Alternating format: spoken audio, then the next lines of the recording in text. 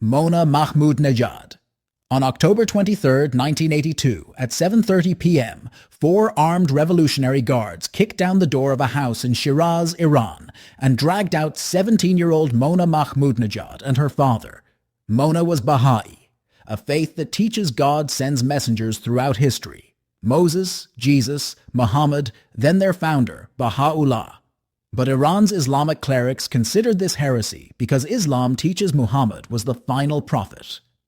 After the 1979 revolution, Iran's new government began systematically hunting Baha'is, calling them enemies of God. The guards threw Mona into a Delabad prison with dozens of other Baha'is.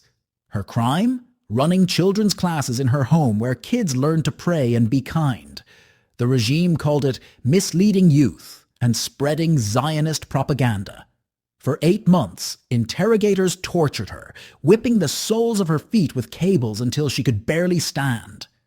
They showed her photographs of her father's corpse.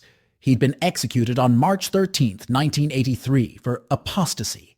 Again and again, they told her to sign a paper denying her faith. She refused every time. On June 18, 1983, guards loaded Mona and 9 other Baha'i women into a transport van and drove them to a polo field outside Shiraz. When the doors opened, wooden gallows stood in the dirt. The guards explained the rules.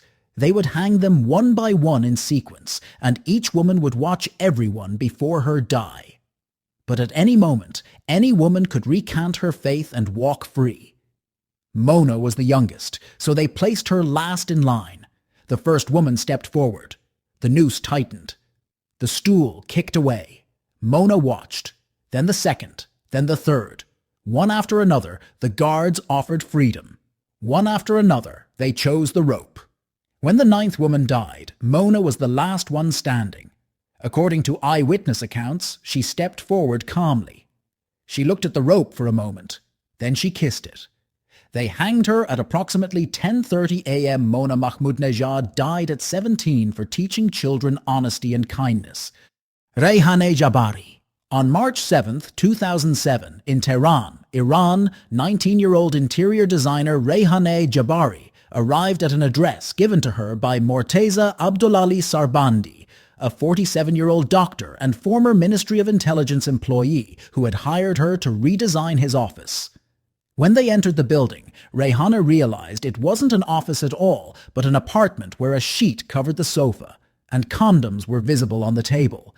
The door locked behind them, and Sarbandi demanded Reyhaneh remove her headscarf before grabbing her and telling her she had no way to escape. Reyhaneh had a pocket knife in her purse that she'd bought 2 days earlier after Sarbandi had been pushy about meeting alone. As Sarbandi attempted to force himself on her, she pulled out the knife and stabbed him once in the shoulder, severing an artery and causing blood to pour out rapidly. Reyhaneh fled the apartment immediately and called emergency services, but Sarbandi died from blood loss before help arrived. Police arrested Reyhaneh hours later and threw her in solitary confinement for 2 months without access to a lawyer or her family. According to Amnesty International, she was tortured during interrogation. Officers told her that if she confessed to the killing, they would release her because it was self-defense, so she admitted. But instead of releasing her, they charged her with premeditated murder. The prosecution built its case on 2 pieces of evidence. Reyhaneh had purchased the knife 2 days before meeting Sarbandi, and she had sent a text to a friend before entering the apartment, which prosecutors claimed proved premeditation, even though her lawyers argued she bought the knife for protection. The court rejected the self-defense argument entirely. In 2009, a Tehran court sentenced Reyhaneh to death under Qisas, Iran's law of retribution, where the victim's family holds the power to grant clemency. For 7 years, Reyhaneh remained on death row while international campaigns fought for her release, but Sarbandi's family repeatedly refused clemency with one condition, being that Reyhaneh retract her claim of attempted rape, which she refused to do. On October 25, 2014, prison officials called Reyhaneh's mother Shola to say goodbye, and hours later, guards hanged Reyhaneh at Rajai Shar prison when she was 26 years old. Under Iranian tradition in Kisa's cases, Sarbandi's eldest son kicked the chair from beneath her feet. Mahsa, Gina, Amini, 2022. On September 13, 2022, 22-year-old Mahsa Amini was walking with her brother near Haqqani metro station in Tehran, Iran, when a white van belonging to the Gasht-e-Ershad, the morality police, pulled up beside them. Mahsa was Kurdish, and her real name was Gina, but the Iranian government had forced her family to register her with a Persian name instead, as part of systematic suppression of Kurdish culture. Female officers climbed out of the van and confronted Mahsa because her hijab was improper and a few strands of hair were visible. Then they ordered her into the van for re-education. Mahsa's brother begged them to let her go and promised she would fix her hijab right there. But the officers refused and shoved Mahsa into the van with other arrested women. Women detained with Mahsa later told her family that morality police beat her repeatedly inside the van, hitting her head against the van's interior until she began losing consciousness. When the van arrived at Vazara Detention Center, Mahsa couldn't walk, and officers dragged her inside, and within 2 hours of her arrest, she collapsed completely and lost vision. It took 30 minutes for an ambulance to arrive, and another hour and a half to reach Kasra Hospital, where she arrived brain dead. Published hospital photographs showed Mahsa bleeding from her ear with bruises under both eyes, and leaked CT scans obtained by hacktivists revealed a skull fracture on the right side of her head, cerebral hemorrhage, and severe brain edema. A hospital source told journalists her brain tissue had been crushed from multiple blows to the head, and her lungs were filled with blood when she arrived. Iranian police claimed Mahsa suffered a sudden heart attack and later cited a childhood brain tumor operation, but doctors who examined the scans said her injuries were consistent with repeated trauma. Mahsa died on September 16, 2022, 3 days after her arrest. Within hours, protests erupted across Iran as women burned hijabs and cut their hair while chanting "Woman, Life, Freedom" in multiple languages. The government killed at least 551 protesters, including 68 children, arrested over 20,000 people, and executed at least 8 men in connection with the protests. A 2024 UN report concluded Mahsa's death was caused by physical violence in custody and found Iran responsible. Her death sparked Iran's largest uprising since 1979, Hadis Najafi. On September 21, 2022, 6 days after Mahsa Amini died from beatings by Iran's morality police, 22-year-old TikTok personality Hadis Najafi tied her hair back and walked toward a protest in Karaj, a city about 6 miles west of Tehran. Hadis filled her social media with videos of everyday life, dancing, laughing with friends, trying makeup, and had thousands of followers who watched her share the small moments that made up her days. As she walked toward Erim Boulevard in Mershar, where protesters had gathered, she recorded a video message for her friend, Farzad Saifikaran, saying, "I hope in a few years when I look back, I will be happy that everything has changed for the better." Then she kept walking toward the demonstration. At around 8 p.m., masked security forces opened fire on the crowd with live ammunition, shooting directly at protesters from close range according to eyewitnesses. Hadis was hit multiple times as bullets struck her face, her neck, her chest, her abdomen, and her hand, with at least 6 rounds tearing through her body according to initial reports, though her family later said they counted wounds from approximately 20 bullets. Hadis collapsed on Erim Boulevard, and someone managed to get her to Gayem Hospital in Karaj. But when her family arrived, security forces blocked the entrance and refused to let her parents inside. When her father tried to push past them, officers beat him, and a nurse whispered urgently, "Run! Hadis was at the protests. They'll arrest you too." Eyewitnesses later reported that Hadis was still alive when she arrived at the hospital, but security forces locked her in a back room and warned medical staff not to treat her, and she died from her wounds while doctors stood helpless outside. Authorities refused to release Hadis's body for days, and when they finally did, the regime's police buried her body covertly at night to prevent public mourning.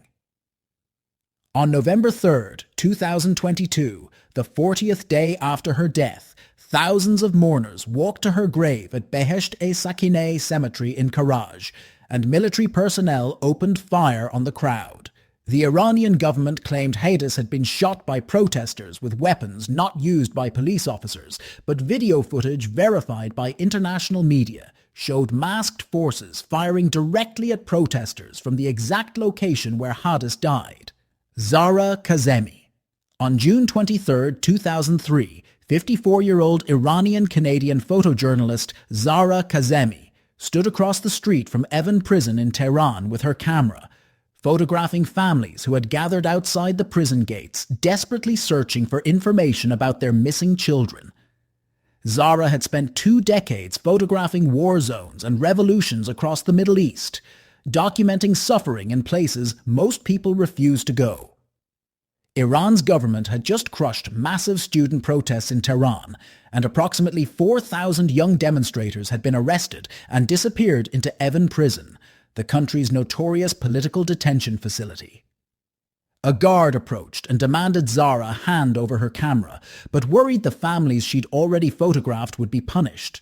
She pulled the film out herself and exposed it to light, destroying the images. The guard arrested her anyway. She was sent to Evin Prison, and for 18 days no one knew what was happening to Zahra, as her interrogation was personally supervised by Tehran prosecutor Saeed Mortazavi, a man journalists called the Butcher of the Press for his documented history of torturing reporters.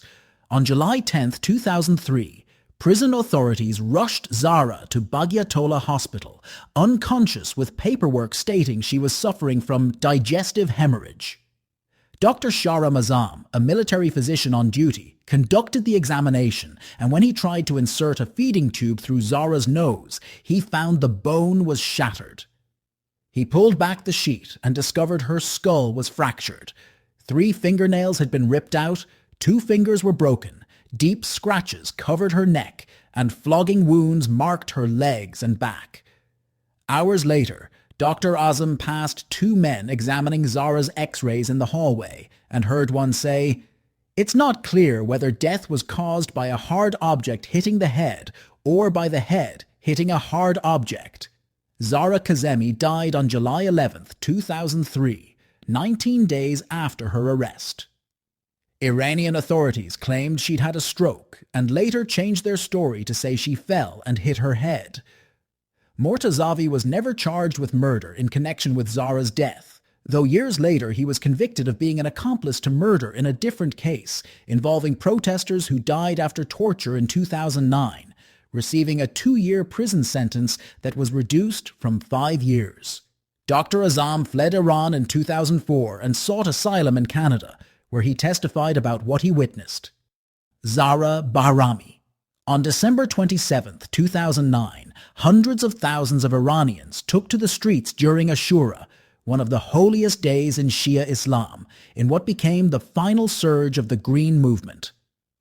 Zahra Bahrami, a music school graduate who had been living in London for years, held dual Iranian-Dutch citizenship that allowed her to travel freely between Iran and Europe, and she had returned to Tehran in December 2009 during this period of unrest. The regime responded to the Ashura protests with overwhelming force as security forces opened fire on crowds, killing dozens and arresting thousands. Zahra was identified in the protests and arrested several days later. The initial charges were participating in illegal gatherings, spreading propaganda against the state, and contacting foreign media, security offenses that typically carried prison sentences of a few years. But Zahra had something the regime feared: a European passport, and executing a Dutch citizen for protesting would trigger severe diplomatic consequences. So in early January 2011, more than a year after her arrest, prosecutors fabricated different charges and announced they had discovered 450 grams of cocaine and 420 grams of opium in Zahra's home, accusing her of running an international drug trafficking network.